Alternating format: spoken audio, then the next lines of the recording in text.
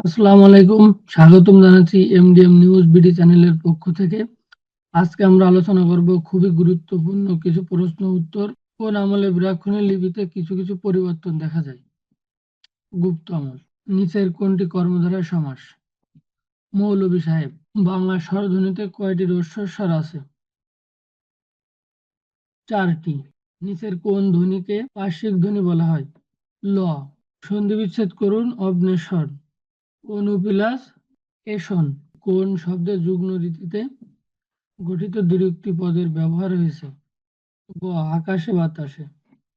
খাঁটি বাংলায় উপসর্গের সংখ্যা কয়টি? গ। 21টি। কোন বর্গীয় ধ্বনির আগে দন্তান্ন সবসময় মূর্ধন্য হয়? অবর্গীয় ধ্বনি। শব্দ ও ধাতুর মূল কি নামে পরিচিত? প্রকৃতি। বাংলা ভাষার কোন রীতি সুনির্ধারিত বাক্যকরণের অনুসরণ?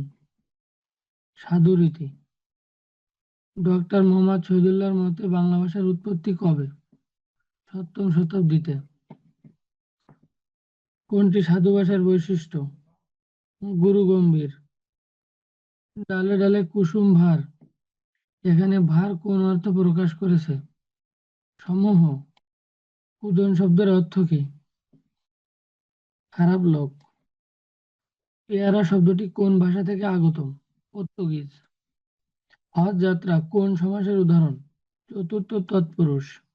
বিগত 50 বছরে বাংলাদেশের কোন ফসলের চাষ তুলনামূলকভাবে সবচেয়ে বেশি বৃদ্ধি পেয়েছে? ভুট্টা।